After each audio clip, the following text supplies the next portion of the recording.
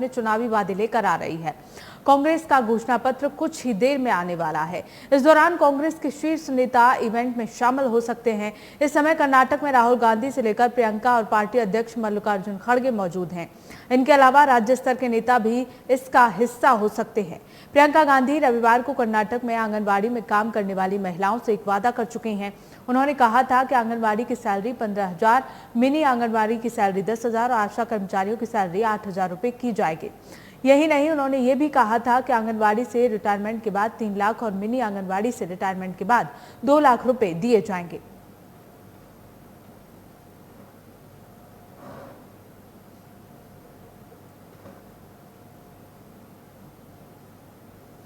तो वहीं बीजेपी ने अपना चुनावी घोषणा पत्र जारी कर दिया है। इस दौरान बीजेपी राष्ट्रीय अध्यक्ष जेपी नड्डा के साथ दिग्गज नेता बीएस येदियुरप्पा और सीएम बसवराज बॉम्बे की मौजूद रहे। पार्टी ने जिसका नाम प्रजाध्वनि रखा, देखिए एक रिपोर्ट।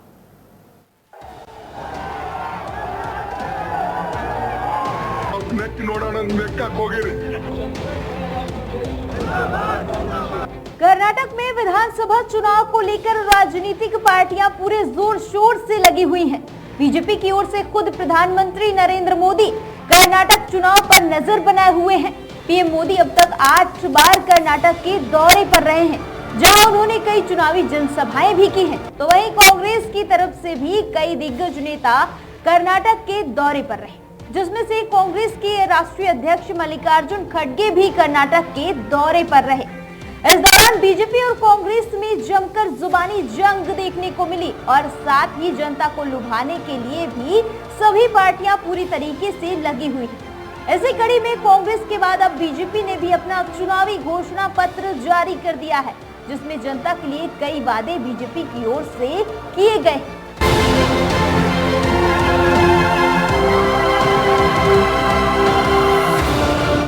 बीजेपी के अध्यक्ष जेपी नड्डा, सीएम बोम्मई और पूर्व सीएम बीएस येदियुरप्पा ने पार्टी का विजन डॉक्यूमेंट प्रजाध्वनि जारी किया है।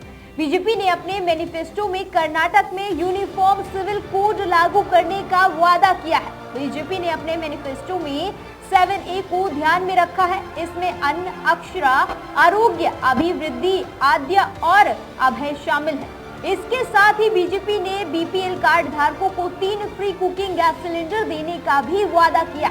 इसके अलावा हर वार्ड में एक अटल आहार केंद्र स्थापित करने और पोषण स्कीम के तहत हर बीपीएल कार्ड धारक परिवार को आधा लीटर नंदिनी दूध देने का वादा किया है। इतना ही नहीं, बीजेपी ने गरीब लोगों को राज्य में 10 लाख घर देने की भी घोषणा की है। वहीं सामाजिक न्याय निधि स्कीम के तहत SC/ST महिलाओं को 5 साल के लिए 10,000 रुपए की FD कराने का भी वादा किया है। इसके साथ ही बीजेपी ने वादा किया है कि वो कर्नाटक अपार्टमेंट स्वामित्व अधिनियम 1972 में सुधार करेगी। इसके लिए Karnataka residents welfare consultative committee का गठन किया जाएगा, जो कि बेंगलुरु में अपार्टमेंट में रहने वालों के लिए लिविंग स्टैंडर्ड में सुधार करेगा। बीपीएल परिवारों को हर साल 3 फ्री सिलेंडर उगाड़ी गणेश चतुर्थी और दीपावली के मौके पर दिए जाएंगे। नगर निगम के प्रत्येक वार्ड में अटल आहार केंद्र स्थापित होंगे। पोषण योजना के तहत बीपीएल परिवार को हर दिन आधा किलो नंदिनी दूध दिया जाएगा। हर महीने 5 किलो श्री अन्न, श्री धान्य राशन किट मुहैया कराई जाएगी। समान नागरिक संहिता लागू करने के लिए एक उच्च स्तरीय समिति बनाई जाएगी। बेघरों के लिए 10 लाख मकान तैयार किए जाएंगे। SC/ST घरों की महिलाओं के लिए 5 साल की 10,000 रुपए की FD कराई जाएगी। सरकारी स्कूलों को विश्व स्तरीय मानदंडों के अनुसार अपग्रेड किया जाएगा। सीनियर सिटीजन के लिए हर साल मुफ्त हेल्थ चेकअप होगा। Kalyan circuit, Banavasi circuit, Parashuram circuit, Kaveri circuit, Gangapura circuit के लिए 2,500 करोड़ अलॉट किए जाएंगे। 5 लाख के लोन पर कोई ब्याज नहीं लगेगा। 5 किलो चावल और 5 किलो आटा अनाज देने का ऐलान किया गया है।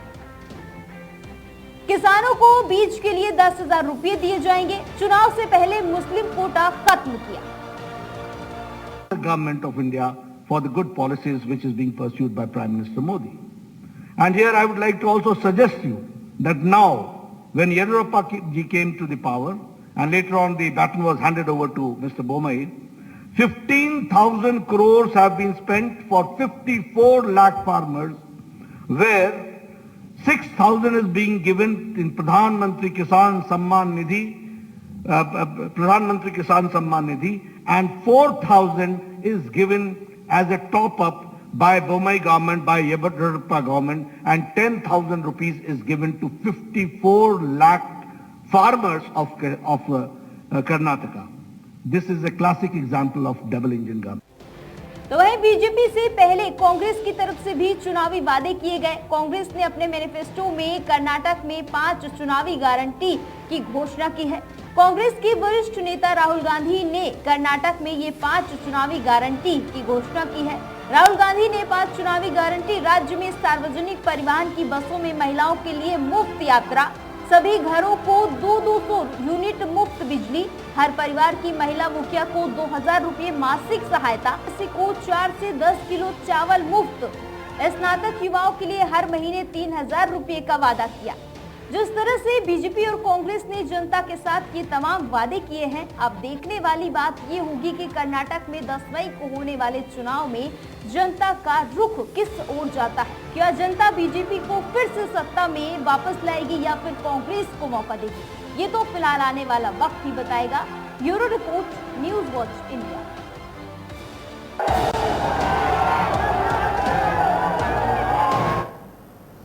इसी बीच ब्रेकिंग न्यूज का रुख कर लेते हैं। मुख्यमंत्री योगी आदित्यनाथ का आज प्रयागराज दौरा है। झांसी और लखनऊ में आज होगा दौरा। 3 जिलों में जनसभा को संबोधित करेंगे सीएम योगी। बीजेपी प्रत्याशियों के पक्ष में आज मतदान की अपील करते हुए नजर आएंगे मुख्यमंत्री योगी आदित्यनाथ। तो झांसी और लखनऊ में आज पहुंचेंगे सीएम। 3 जिलों में जनसभा को संबोधित करते हुए नजर आएंगे। बीजेपी प्रत्याशियों के पक्ष में आज मतदान की अपील करेंगे मुख्यमंत्री योगी आदित्यनाथ। तो मुख्यमंत्री योगी आदित्यनाथ का आज प्रयागराज दौरा है। ऐसे में झांसी और लखनऊ में आज दौरा होगा।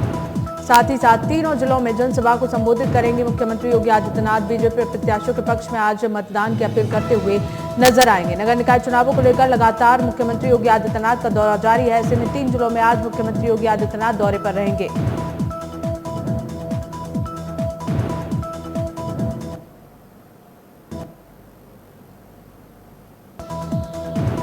मुख्यमंत्री योगी आदित्यनाथ का आज प्रयागराज दौरा। प्रयागराज पहुंचेंगे। साथ ही साथ झांसी और लखनऊ में आज दौरा रहेगा मुख्यमंत्री योगी आदित्यनाथ का। तीनों जिलों में जनसभाओं को संबोधित करते हुए नजर आएंगे। बीजेपी प्रत्याशियों के पक्ष में आज मतदान की अपील करेंगे सीएम योगी। खबरों में आगे बढ़ेंगे। कर्नाटक विधानसभा चुनाव के लिए सियासी घमासान चरम पर पहुंच गया है। सभी पार्टियों ने अपनी पूरी ताकत झोंक दी है। प्रधानमंत्री नरेंद्र मोदी आज और कल कर्नाटक में 6 रैलियां और एक रोड शो करने वाले हैं। पीएम मोदी आज चित्रदुर्ग में रैली से प्रचार की शुरुआत करेंगे, तो शाम को कलबुर्गी में पीएम का रोड शो होगा। वहीं कांग्रेस की ओर से राहुल गांधी और प्रियंका गांधी मोर्चा संभालेंगे। राहुल की कर्नाटक में आज 3 जगह शिवमोगा, दावणगेरे और चिमंगलूर में जनसभा है। इस बीच कांग्रेस के राष्ट्रीय अध्यक्ष मल्लिकार्जुन खड़गे के बेटे के खिलाफ बीजेपी चुनाव आयोग चली गई है। बीजेपी ने खड़गे और उनके बेटे पर प्रचार में बैन लगाने की मांग की है। हालांकि खड़गे ने बेटे का बचाव करने की कोशिश की, लेकिन राहुल और प्रियंका अपने भाषणों से लगातार गाली देने वालों का समर्थन करते दिख रहे हैं। आज पीएम इसका जवाब दे सकते हैं। तो वहीं कांग्रेस नेता राहुल गांधी की कर्नाटक में आज 3 जगह शिवमोगा, दावणगेरे और चिकमंगलूर में रैली है।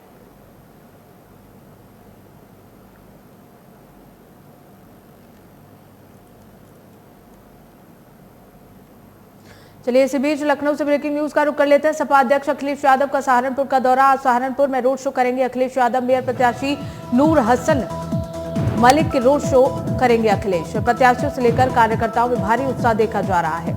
नगर निकाय चुनावों को लेकर हर पार्टी दौरे कर रही है। प्रत्याशियों से लेकर कार्यकर्ताओं में भारी उत्साह। इसे लेकर सपा अध्यक्ष अखिलेश यादव आज दौरे पर रहेंगे।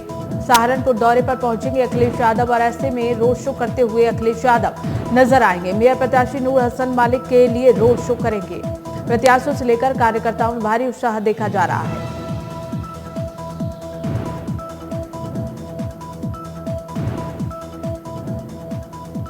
इसी खबर को लेकर हमारे सहयोगी जोगेंद्र हमारे साथ जुड़ गए हैं। आइए उनसे जान लेते हैं। जोगेंद्र, आज सपा अध्यक्ष अखिलेश यादव का दौरा है सहारनपुर में, क्या कुछ तैयारियां हैं? चुनावी सरगर्मियां तेज हो गई। यहाँ आखिरी दिन आज पूर्व सपा के पूर्व मुख्यमंत्री अखिलेश यादव का सहारनपुर में रोड शो है। रोड शो के दौरान जयंत चौधरी भी साथ रहेंगे और आजाद समाज पार्टी के संस्थापक भी चंद्रशेखर आजाद इस रोड शो में शामिल रहेंगे। ये लगभग 12:30 बजे करीब सभा एयरपोर्ट पर पहुंचेगी। उसके बाद बाय कार इस सहारनपुर के थाना कुतुब शहर से अपना रोड शो चालू करेंगे। जो रेज का पुल और खंभों का पुल, रायवाला कपड़ा मार्केट से गोल कोठी तक ये रोड शो होगा, जिसमें तैयारियों को लेकर हम बात करें, तैयारियों में पुलिस प्रशासन पूरा पुख्ता इंतजाम है। सभी कार्यकर्ता की गतिविधियां तेज हो गई है। सभी रोड शो में शामिल होने के लिए सभी को आगाह कर रहे हैं, क्योंकि सपा के चाहने वाले भी सहारनपुर में बहुत है। अभी तक तो 2 दिनों में समीकरण जो चल रहे थे, पहले 2 दिनों से बसपा और भाजपा के बीच काफी तेज गतिविधियां चल रही, दोनों को भी टक्कर लग रही थी। लेकिन पिछले कुछ 2 दिनों से बात करें तो अखिलेश यादव के आने की जब सूचना लगी तो लगातार ये सरगर्मियां चुनाव की तेज हो गई। सभी लोग जो है इस सपा के रोड शो में शामिल होने के लिए तैयार है। तो इस हम बात करें, हो सकता है कल दोनों बसपा और जो भाजपा के बीच जो टक्कर होने वाली थी, इसमें आज रोड शो के दौरान ये दोनों समीकरण बदल सकते हैं, क्योंकि इमरान की मानते हैं, इमरान जो कहते हैं दलित और मुस्लिम बसपा का चाहते हैं, उन्हें वोट करेंगे, पर अखिलेश के भी मुस्लिम और दलितों का एक बड़ा वोट बैंक माना जाता है, इसलिए रोड शो किया जा रहा है। हो सकता है दोनों आज के समीकरण बदल सकते हैं चुनाव को लेकर। जी बिल्कुल जोगेंद्र, जिस तरह से सभी पार्टियों में उत्साह देखा जा रहा है, सहारनपुर की जनता की क्या प्रतिक्रिया है चुनावों को लेकर? हेलो जी बोलिए जोगेंद्र। हेलो जी, आप सुन पा रहे हैं? हेलो जी, तो जोगेंद्र तकनीकी खराबी की वजह से सुन नहीं पा रहे हैं मुझे। बहुत बहुत शुक्रिया जोगेंद्र हमारे साथ जुड़ने के लिए।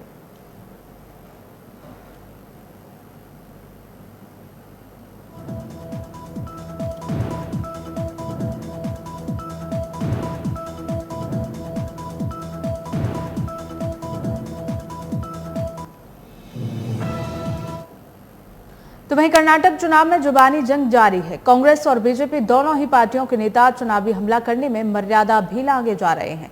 कांग्रेस अध्यक्ष मल्लिकार्जुन खड़गे ने पीएम मोदी को पहले जहरीला सांप कहा था, तो अब उनके बेटे प्रियंक खड़गे ने पीएम मोदी को नालायक कहा है। कर्नाटक के गुलबर्गी में एक चुनावी रैली को संबोधित करते हुए प्रियंक खड़गे ने पीएम मोदी की ओर से इशारा करते हुए कहा कि अगर घर का बेटा नालायक हो तो घर कैसे चलेगा। दरअसल प्रियंक खड़गे बंजारा समुदाय की एक रैली को संबोधित कर रहे थे। इस दौरान उन्होंने पीएम मोदी का जिक्र करते हुए कहा, जब आप गुलबर्गा आए तो आप अपने बंजारे समुदाय को चिंता न करने के लिए कहा। आपने उन्हें कहा कि दिल्ली में बनारस का बेटा बैठा हुआ है। जूनियर खड़गे ने आगे कहा कि पीएम मोदी ने खुद को बंजारा समुदाय का बेटा बताया, लेकिन बेटा अगर ऐसा नालायक है तो घर कैसे चलेगा। खुद को बंजारा समुदाय का बेटा बताकर उन्होंने बंजारा समुदाय के लिए आरक्षण की समस्या खड़ी कर दी। तो जुबानी जंग में एक दूसरे पर पार्टियां पूरी तरह से बौछार कर रही हैं। मल्लिकार्जुन खड़गे ने पहले प्रधानमंत्री मोदी को जहरीला सांप कहा, अब उनके बाद उनके बेटे ने पीएम मोदी को नालायक कहा है।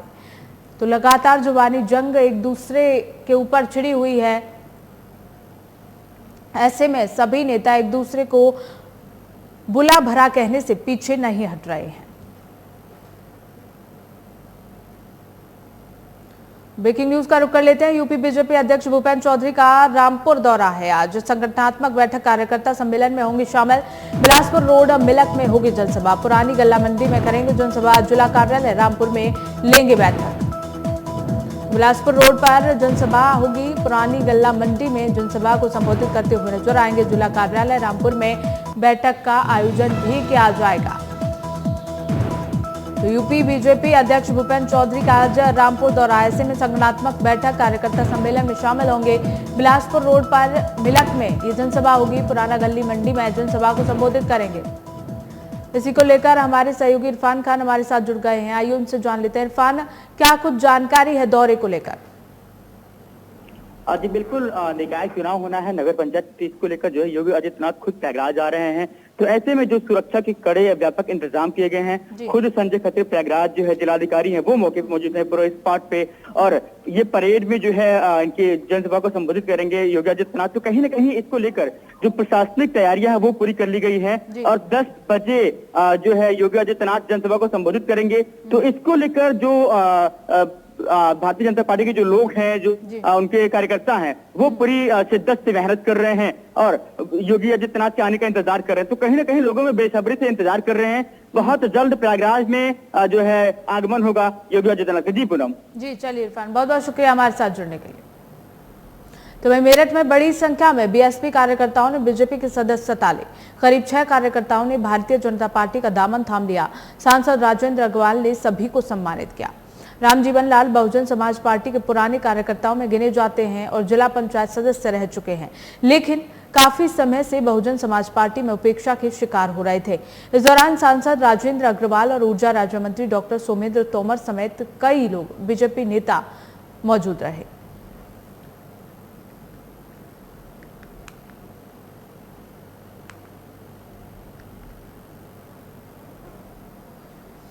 खबरों में आगे बढ़ेंगे। सीएम योगी ने मुरादाबाद में बीजेपी उम्मीदवार के पक्ष में चुनाव प्रचार किया। इस मौके पर उन्होंने सरकार की उपलब्धियों का जिक्र करते हुए कहा कि आजादी के बाद देश में शासन करने वालों ने गरीब के विकास का कार्य नहीं किया है, वो मात्र 9 साल में मोदी जी ने करके दिखा दिया है। उन्होंने कहा कि सरकार की कोशिशों से मुरादाबाद पीतल के लिए देश के एक्सपोर्ट का एक हब बन चुकी है।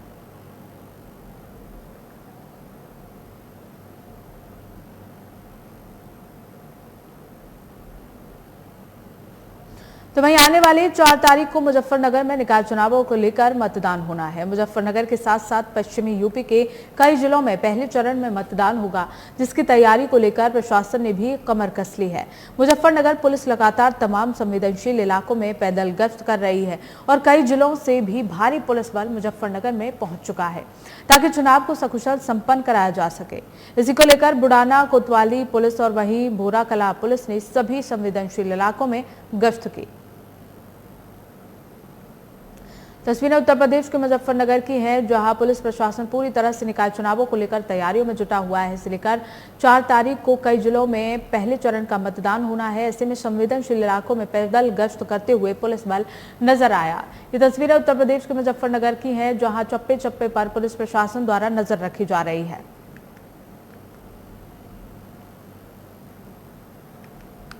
सुरक्षा की पूरी तैयारियों का इंतजाम पुलिस प्रशासन द्वारा किया जा रहा है। उत्तर प्रदेश के मुजफ्फरनगर में नगर निकाय चुनाव के पहले चरण का मतदान होना है। ऐसे में सुरक्षा व्यवस्था के इंतजाम किए जा रहे हैं।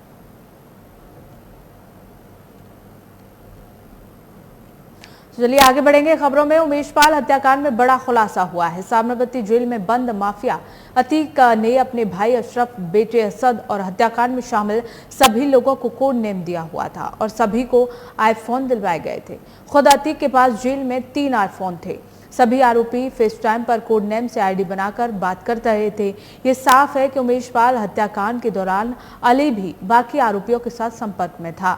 सभी आरोपी आईफोन के फेस पर इसी कोड नेम आईडी का इस्तेमाल कर एक दूसरे से हत्याकांड के पहले और हत्याकांड के बाद बातचीत कर रहे थे। अतीक ने हत्याकांड के तुरंत बाद अपने फोन से घर फोन करके मुबारकबाद भी दी थी। तो उमेश पाल हत्याकांड में लगातार दिन ब दिन बड़े खुलासे हो रहे हैं। इसी के चलते एक और खुलासा उमेश पाल हत्याकांड में शामिल सभी आरोपियों को कोड नेम दिए गए थे और उन्हीं के सहारे फेस टाइम के जरिए फोन पर बातचीत की जाती थी।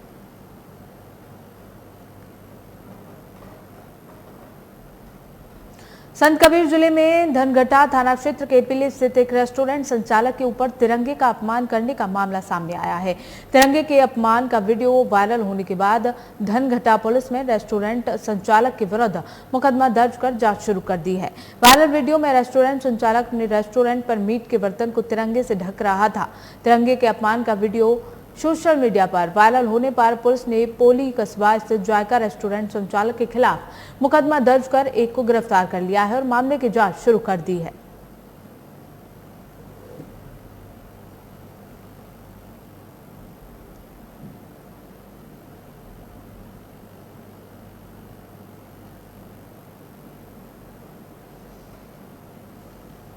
हमीरपुर पुलिस ने मुखबिर की सूचना पर राजकोतवाली इलाके में अवैध हथियारों को बरामद किया है। कार्रवाई करते हुए पुलिस ने 19 अवैध हथियार और बड़ी मात्रा में हथियार बनाने के उपकरण बरामद किए हैं।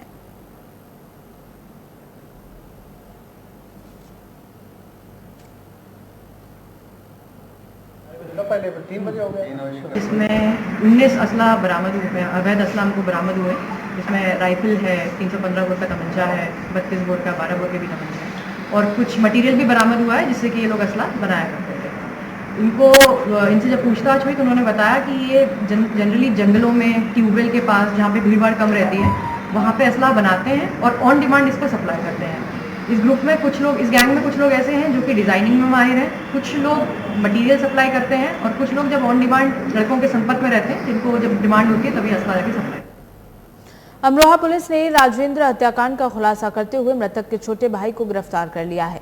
पुलिस के अनुसार 27 अप्रैल को आदमपुर थाना इलाके में जमीन के लालच और भाभी से अवैध संबंधों की वजह से छोटे भाई ने बड़े भाई के फावड़े से हत्या कर दी और शव को कूड़े के ढेर में दबाकर छुपा दिया था, जिसका खुलासा करते हुए पुलिस ने आरोपी को गिरफ्तार कर लिया है।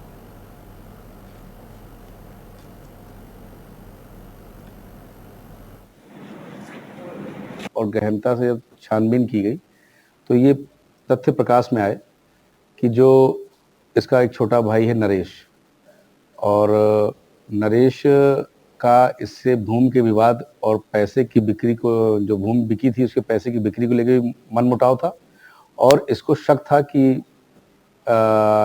इसकी जो वाइफ है उसका संबंध है, वह संबंध है इससे। तो इन दोनों तथ्यों को और इन दोनों शकों के आधार पर इसने एक प्लानिंग के तहत रात में बाहर खाना खाया, इसमें इसका भाई मृतक भी खाना खाया और नशा, इसको खूब काफ़ी नशा कराया ताकि वो एकदम बेहोशी की हालत में रहे। और जब ये सुध-बुध खो बैठा, घर पे आके सोया, उसके बाद उसने वहीं पे घर में मौजूद खुरपी से और फावड़े से इसकी गर्दन पे वार किया। तो वहीं मुरादाबाद के थाना कुंदर की पुलिस को उस समय सफलता मिली जब उसने 15,000 रुपए के नामी बदमाश को गिरफ्तार कर लिया। गिरफ्तार आरोपी पर लूट का आरोप है। पुलिस के मुताबिक आरोपी का लंबा आपराधिक इतिहास रहा है और उस पर 30 मामले दर्ज हैं।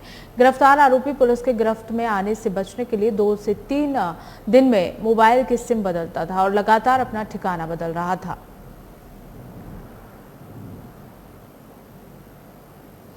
मामला उत्तर प्रदेश के मुरादाबाद का है, जहां पुलिस ने एक इनामी बदमाश को गिरफ्तार किया है। लूट के आरोप में बदमाश को गिरफ्तार किया गया है। बता दें कि पहले से ही बदमाश पर 30 से ज्यादा मुकदमे दर्ज थे। गिरफ्तार आरोपी लगातार अपने ठिकाना बदल रहा था।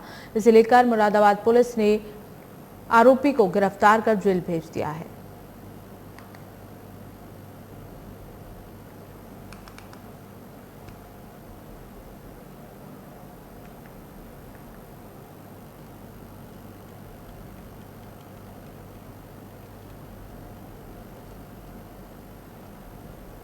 तो वहीं गाजियाबाद की थाना कबीरनगर पुलिस ने ऑनलाइन पार्सल के बदले ठगी करने वाले 2 लोगों को गिरफ्तार किया है। गिरफ्तार युवक आसिफ और सौरभ ऑनलाइन शॉपिंग ऐप की कंपनी में डिलीवरी बॉय का काम किया करते थे। ऐसे में ये महंगे सामान और मोबाइल को भांप लिया करते थे और उनके बदले में ग्राहकों को खाली पैकेट पकड़ाकर मोटा चूना लगाया करते थे। दोनों पकड़े गए आरोपी डिलीवरी बॉय रैकी कर ऐसे घरों को चिन्हित कर लिया करते थे जहाँ सामान पहुंचाया जाना होता है, वहाँ खाली डब्बे देकर पैसे लेकर निकल जाते थे। पुलिस ने सीसीटीवी और मुखबिर की सूचना के आधार पर दोनों को दबोच लिया। पुलिस ने दोनों आरोपियों को गिरफ्तारी के बाद उनसे खाली पैकेट और 2 घटनाओं का खुलासा किया। बाकी अन्य घटनाओं के बारे में पुलिस उनसे पूछताछ में जुटी हुई है।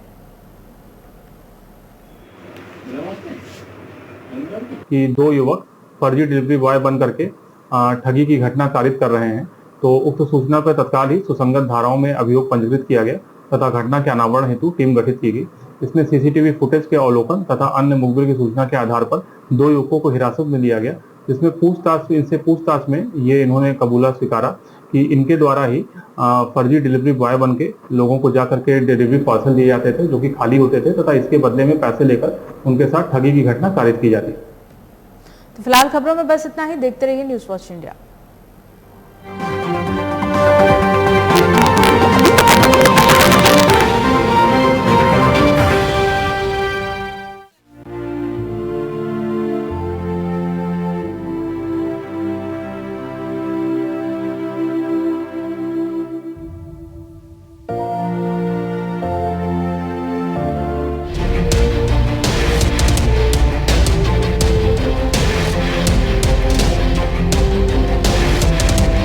नमस्कार, आप देख रहे हैं न्यूज वॉच इंडिया। मैं हूं आपके साथ पंकज यादव। यूपी में नगर निकाय चुनाव की तारीखों का ऐलान हो गया। राज्य में 2 चरणों में चुनाव होंगे। जहां 4 मई को पहले चरण का मतदान होना है, जबकि दूसरे चरण की वोटिंग 11 मई को होगी, जिसके नतीजे 13 मई को सामने आएंगे। वहीं इस बार यूपी में 4.32 करोड़ वोटर्स मतदान करेंगे। बता दें कि उत्तर प्रदेश में कुल 17 नगर निगम है, जिसमें आगरा, अलीगढ़, अयोध्या, बरेली, फिरोजाबाद, गाजियाबाद, गोरखपुर, झांसी, कानपुर, लखनऊ, मथुरा, मेरठ, मुरादाबाद, प्रयागराज, सहारनपुर, शाहजहांपुर और वाराणसी शामिल हैं। वहीं शाहजहांपुर को हाल ही में नगर निगम की श्रेणी में लाया गया है। नगर निगम के लिए यहां पहली बार वोटिंग होगी। बता दें कि इससे पहले साल 2017 में हुए चुनाव में 3.35 करोड़ मतदाताओं ने वोट डाला था, जिसमें बीजेपी की बम्पर जीत हुई थी। बीजेपी ने 16 में से 14 नगर निगम पर कब्जा अपना जमा लिया था। इसके अलावा 1300 में से 597 पार्षद बीजेपी के थे। यूपी में लंबे समय से इंतजार के बाद नगर निकाय चुनाव का बिगुल बज गया है। 2 चरणों में होने वाले इस चुनाव में पहले चरण का मतदान 4 मई और दूसरे चरण का मतदान 11 मई को होगा। वहीं तारीखों की अधिसूचना जारी होने के बाद ही अमरोहा जिले की सियासी सरगर्मियां भी इस दौरान बढ़ गई हैं। वहीं न्यूज वॉच इंडिया की टीम ने ग्राउंड जीरो पर जाकर आम लोगों से निकाय चुनाव को लेकर जिले के विकास कार्य और उनके मुद्दों को लेकर खास बातचीत की। देखिए। लंबे समय के बाद यूपी नगर निकाय चुनाव का बिगुल बज चुका है और आज न्यूज वॉच इंडिया की टीम अमरोहा में पहुंची है और अमरोहा में आखिर सियासी समीकरण क्या चल रहा है किस पार्टी का, इसको लेकर हम बात करेंगे। थोड़ा अगर अमरोहा की बात करें तो अमरोहा में 5 नगर पालिका और 4 नगर पंचायतें हैं, जिस पर प्रथम चरण यानी कि 4 मई को मतदान होगा और 13 मई को नतीजे आएंगे। वहीं बात करें यहाँ पर वोटर संख्या की तो यहाँ पर 4,43,000 से ज्यादा मतदाता संख्या है और तमाम जो पार्टियां हैं उनकी तरफ से भी अब धीरे धीरे टिकट जो है डिक्लेयर हो रहे हैं। वहीं बात करें समाजवादी और बसपा ने अभी कुछ जो नगर पालिका और नगर पंचायतें हैं वहां पर अपने टिकट घोषित कर दिए हैं।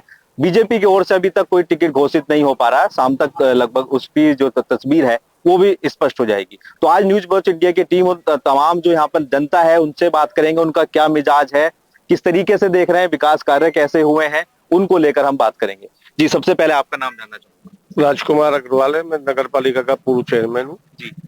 और जहाँ तक नगर पालिका के चुनाव की बात है तो यहाँ तो जो है विकास कार्य हमारे जो बीजेपी के चेयरमैन रहे हैं नागपाल जी, उनकी पत्नी चेयरमैन रही हैं, उन्होंने भरपूर विकास किया है और इतना विकास किया है कि देखिए मतलब विधानसभा का या सांसद का भी इतना पैसा नहीं आता जितना पैसा नगर पालिका को गवर्नमेंट ने दिया है सत्ता में होने के कारण से।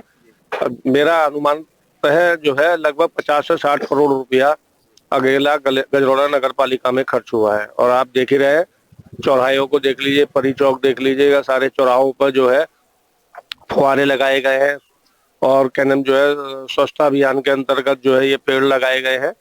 तो जो विकास करेगा वही चुनाव में जीतेगा। तो क्या मानना है किस पार्टी का दमखम इस बार? देखिए भाजपा सत्ता में भी है और भाजपा का कार्यकर्ता बूथ मैनेजमेंट बहुत जबरदस्त है और भाजपा ही जो है यहाँ से विजयी घोषित होगी, ऐसा मेरा मानना है। मगर टिकट की अभी तक कोई जो है घोषणा नहीं हो पाई है भाजपा की द्वारा। देखिए टिकट तो अभी किसी पार्टी का भी आधिकारिक रूप से घोषित नहीं हुआ है। बसपा और सपा का तो मान लीजिए, बसपा और सपा का अगर मान भी लिया जाए बकौल आपके तो वो भी आज ही हुआ है, कल तक वो भी नहीं हुआ था। और क्या नाम जो है जैसे हमने न्यूज़पेपर में पढ़ा है कि कल जो है लखनऊ में बैठक थी और कल प्रदेश अध्यक्ष जी ने और क्या नाम जो हमारे क्षेत्र के अध्यक्ष जो है क्षेत्रीय अध्यक्ष जी वगैरह सारे लोग लखनऊ में सुबह 5 बजे से मौजूद थे। सुबह 5 बजे मीटिंग हुई है और 5 बजे मीटिंग होने के बाद माननीय मुख्यमंत्री जी से बैठक हुई है। माननीय मुख्यमंत्री जी से बैठक होने के बाद जो उन्होंने लिस्ट को संशोधित किया है या जो भी पास किया है वो आज दिल्ली गई है और दिल्ली से शाम तक जो है प्रदेश अध्यक्ष जी घोषणा जारी कर देंगे, ऐसा सुनने में आया है। देखिए ये गजरौला नगर पालिका है और यहाँ की अगर थोड़ी बात करें तो यहाँ पर उद्योगिक नगरी कहा जाता है क्योंकि यहाँ पर बड़ी बड़ी कंपनियां भी स्थापित हैं और एक प्रदूषण भी यहाँ पर एक सबसे बड़ी समस्या रही है और रोजगार भी, क्योंकि यहाँ पर जो कंपनियां हैं वो यहाँ के जो स्थानीय लोग हैं जो युवा हैं उनको कहीं ना कहीं रोजगार नहीं दे पाती, ये भी एक बड़ी समस्या है। तो ऐसे मुद्दे भी हैं, उन पर बात करेंगे। जी आपका नाम? मेरा नाम सचिन कुमार यादव है। सचिन जी क्या माहौल है? देखिए मैं आपसे 1 मिनट चाहूंगा, मैं पूर्व में कई चेयरमैन यहाँ रहे, मैं किसी के कामों में दखलंदाजी नहीं करूंगा क्योंकि जिसे मौका मिलता है कोई काम करता है, कोई कम करता है, कोई ज्यादा करता है। लेकिन मैं दावे के साथ कह सकता हूँ कि गजरौला एक गाँव था गांव से टाउन बनवाया देश के बड़े समाजवादी नेता स्वर्गीय रमाशंकर कौशिक जी ने। हमारे साथी बगल में खड़े हैं, चाहे वो किसी पार्टी से बिलोंग करते हो, उन्हें नकार नहीं सकते। उन्हें मैं सबसे पहले उन्हें नमन करूंगा। बाद में नगर पंचायत से नगर पालिका अगर किसी ने बनवाई तो उनके बेटे श्री राहुल कौशिक ने बनवाई। नगर का चुनाव है, कोई प्रधानमंत्री और मुख्यमंत्री का चुनाव नहीं है। हम लोग देखें कि गजरेला नगर के अंदर किसने काम किया। अगर बुनियादी कामों पर चर्चा करेंगे तो मैं चैलेंज करता हूं कि जितना काम समाजवादी पार्टी ने किया उतना शायद किसी ने नहीं किया।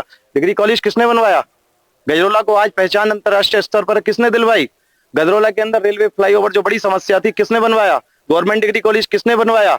ये हाईवे पर नामी ग्रामी मैकडी, KFC, डोमिनोज किस वजह से हैं? ये इंडस्ट्रियल एरिया है। यहाँ रोजगार की, हाँ मैं मानता हूँ लोकल स्तर पर ये कोटा होना चाहिए कि यहाँ के नौजवानों को रोजगार मिलना चाहिए। इस बार नगर की जनता, मैं तो और अपील करूंगा, जितने यहाँ नौजवान बैठे हैं, नगर का चुनाव है, हम लोग जितने भी प्रत्याशी आए उनमें हम लोग चयन करें कि कौन प्रत्याशी सबसे ज्यादा काबिल है, सबसे ज्यादा पढ़ा लिखा है, किसके पास नगर के अंदर विजन है काम करने का। 5 साल के विकास कार्य को कैसे देखते? मैं किसी पर, मैंने पहले भी कहा, मैं आरोप नहीं लगा रहा कि किसने काम कैसा करा, किसी ने कम किया, किसी ने ज्यादा किया, लेकिन हाँ नगर के अंदर मैंने जरूर देखा कि हिंदुस्तान का आप इतिहास उठा लो कि RCC उखड़ करके जो डामर की सड़क होती है उसे उखड़ करके डामर, RCC पढ़कर तो देखी है, लेकिन RCC उखड़कर डामर पड़ते हुए पहली बार हमने गजरोला के अंदर देखा था। आपका नाम? मेरा नाम गोविंद सिंह है। देखो, विकास कार्य जो भी कुछ हुए वो हुए, लेकिन परिवर्तन हर आदमी चाहता है कि परिवर्तन होना चाहिए। और जो सरकार सत्ता में चल रही है, ये नहीं कि उसका ही कैंडिडेट जीते या उसका कोई कैंडिडेट ही आगे को आए, ऐसा कुछ नहीं है। ये एक परिवर्तन है, जनता चाहती है कि परिवर्तन हो और परिवर्तन होना चाहिए। हमारा परिवर्तन के लिए मेन वो है कि परिवर्तन किसी दूसरी पार्टी का हो, कोई भी हो, अदर होना चाहिए। कोई भी आए, कैंडिडेट अच्छा हो, पढ़ा लिखा हो, वो कैंडिडेट गजरोला नगर पालिका में आए और कार्य करे। तो किस पार्टी का लग रहा है दम? दम तो देखो, मैं राष्ट्रीय लोकदल का सिपाही हूँ। अपने लोकदल के ही सिपाही के बारे में बात करूंगा कि मेरे ही उससे पार्टी का कोई आदमी आए, कैंडिडेट बने और वो नगर पालिका में ईमानदारी से काम करे और अच्छा काम करे। मैं लोकदल का तभी सिंबल छीन गया? नहीं, सिंबल तो ये सब कानूनी प्रक्रिया है, सिंबल नहीं छीना, ना सिंबल का कोई वो है। ये तो सत्ता जिसकी चल रही है वो दिखा रहे हैं कि हम इतना दम है। कभी किसी पर आरोप लगा देते हैं सत्ता वाले, कभी कुछ करा देते हैं। ये तो चुनाव अब से पहले सिंबल की बात आ रही थी, तो अब वो आते ही सिंबल का दिखा दिया कि ये है, तो लोगों को गुमराह करने का है। लेकिन जो लोकदल का सिपाही है, लोकदल के आदमी है, वो ना इस सिंबल को मानते हो, चौधरी अजीत सिंह, चौधरी जयंत को मानते हैं। वो किसी सिंबल पे नहीं, उन पर विश्वास करते हैं। तो भी है जी। आपका नाम? जी, मेरा नाम मंसूर सलमानी है। सलमानी जी, क्या माहौल है? माहौल के बीजेपी से हटकर है। और अभी कुछ लोगों ने बताया विकास के बारे में, मैं आपको जानकारी दे दूं। जो बीजेपी एजेंडा लेके चलती है कि धार्मिक स्थल का ललिता मंदिर के देवी मंदिर है, मेरी आपके माध्यम से ये रिक्वेस्ट है, वहां जाके देखिए आप। मंदिर के पास में पानी का कोई निकाल नहीं है। मैं कैसे मान लूं गजरोला शहर में विकास हुआ है? मैं कैसे मान लूं जो है यहाँ पे क्या तरक्की हुई है? हर चेयरमैन या विधायक या MLA वो जानते हैं आप सब बातों को, किस तरह से अपना जो है ठेका छोड़ के कैसा मलक कमाते हैं। एक हमारे चवंडा है अंदर बस्ती में नहीं है, 5 साल का कार्यकाल चेयरमैन साहब का बहुत बढ़िया रहा। आज अमरोहा जिला के अंदर जितनी लॉबी बीजेपी की आपके गजरोला शहर में है कि स्वर्गीय चरण चौहान जी तो हमारे बीच नहीं रहे, बाकी के देवेंद्र नागपाल जी, कमर सिंह के तमर जी और विधायक जी जो लॉबी हमारे गजरोला में है, उस हिसाब से कोई विकास नहीं हुआ। और आने वाला टाइम जो है 4 तारीख के बाद देख लेना कि जनता परिवर्तन करके दिखा देगी। इस गजरोला का इतिहास रहा है। 89 से पहले क्या था, 89 के बाद क्या हुआ, ये तो 4 दिन की चांदनी फिर अंधेरी रात है। जो लोग खुश हो रहे हैं, जो मुस्कुरा रहे हैं, वो थोड़ा सा अफसोस करना भी सीख लें। जी, इनकी बात सुनी। कुछ और लोग भी हैं। जी, आपका नाम? भाई साहब, मैं नवीन कुमार व्यापारी वर्ग से हूँ। जैसा कि पिछले 5 वर्ष जो है यहाँ भारतीय जनता पार्टी से हमारे चेयरमैन श्रीमती अंशु नागपाल जी द्वारा यहाँ का नेतृत्व किया गया, तो मैं आपको बताना चाहूंगा ऐसा नहीं है। राष्ट्रीय स्तर पर पुरस्कार लाना भी कम नहीं है। राष्ट्रीय स्तर पर पुरस्कार मिला, महामहिम हमारे राष्ट्रपति जी ने उन्हें पुरस्कृत किया। और इसके साथ साथ मैं देख रहा हूं कि किसी जाति विशेष या किसी स्थान विशेष या क्षेत्र विशेष का विकास न करके पूरे नगर का विकास किया गया। एक ऐसा रोल मॉडल नगर को प्रस्तुत किया गया कि आप खुद देख सकते हैं कि बाहर का व्यक्ति भी आकर यहाँ आश्चर्यचंबित होता है। और माननीय अमित शाह साहब आए थे, वो भी जब गाड़ी से आए तो वो भी अपने आप को काफी गौरवान्वित महसूस कर रहे थे किस तरीके से नगर का विकास हुआ। तो मैं यही कहना चाहूंगा जिस प्रकार डबल इंजन की सरकार के साथ साथ एक और इंजन लग जाएगा तो उससे और भी विकास की गति मिलेगी।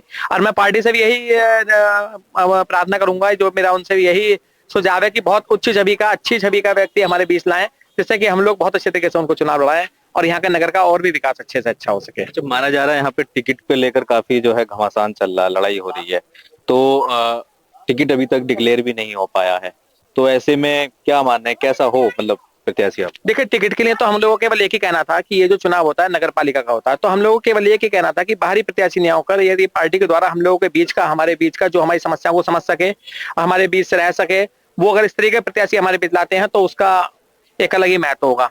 तो बाहरी प्रत्याशी का थोड़ा सा एक व्यापारी वर्ग भी यही चाहेगा कि स्थानीय प्रत्याशी हम लोगों के बीच का प्रत्याशी हम लोगों के बीच हो, उच्च छवि का हो, भारतीय जनता पार्टी का, सबको साथ लेकर चलने वाला। तो इस प्रकार से मेरा ये कहना है भाई साहब। आपका नाम?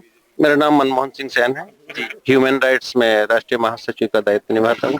तो क्या माहौल है चुनाव? देखिए, इस समय में जिस तरह से पिछले 5 साल यहाँ पर बीते हैं और हमें काफी समय हो गया यहाँ पर आए हुए, कई नगर अध्यक्ष यहाँ पर बने, चेयरमैन बने, लेकिन जो माहौल पहले थे उससे एकदम आप अलग देखेंगे इसको। इन 5 सालों में जो विकास हुआ है, आप देखो अलीपुर चौपला पे जाकर के, जहाँ पे ढाबे रहते थे, अश्लीलताएं चलती थी, नंगा नाच होता था, कानून का राज नहीं था, पुलिस वालों तक को पीट लेते थे। आज भाजपा की सरकार में, योगी जी की सरकार में कम से कम एक स्वच्छ छवि ये तो है, स्वच्छ शांति तो है। उसके साथ साथ आप जब आप भ्रमण करने आते हैं नगर में को, तो एहसास होता है कि हम वास्तव में सिंगापुर में घूम रहे हैं। बहुत सुंदर। ये नाम केवल दिया तो भाजपा ने दिया। और आप देखते हैं, जहां तक जो हम विपक्ष की बात करें तो हमारे देश में, हमारे इस अमरोहा में दानिश अली जी सांसद हैं, और कभी कभी ऐसा भी विज्ञापन देखने में मिलता है कि उनको ढूंढ के लाओ कहाँ पे हैं गुमशुदा, इस तरह से करके। चलिए बात यहाँ की करते हैं। आप कह रहे हैं कि सिंगापुर के विकास, अभी बरसात के दिन भी आते हैं, आ गए, बरसात का सीजन चले होगा। मैं बात करूं यहाँ की, एक मार्ग बनाया गया था जो इंदिरा चौक से बस्ती तक जा रहा है, उसकी हालत पूरी जर्जर हो चुकी है, कई जगह से टूट भी चुका है। बरसात के दिनों में आलम यह है कि वहाँ पे काफी कई फीट जो है पानी भर जाता है, तो ये भी तो एक बड़ी समस्या है। ये एक समस्या है, नो डाउट। तो सब चीजों का सुधार हो रहे हैं, धीरे धीरे होते हैं, और उसी प्रक्रिया में जो वो आपकी सड़क है इंदिरा चौक से थोड़ी सी आगे को जाकर के है, तो उसको दोबारा रिस्ट्रक्चर उसका होगा, वही मेरा मानना है। और इस सरकार के अलावा कोई सरकार ऐसी नहीं हुई जो पुलिस का दीवार हटा के पीछे कर दे और उसको चौड़ीकरण कर दे।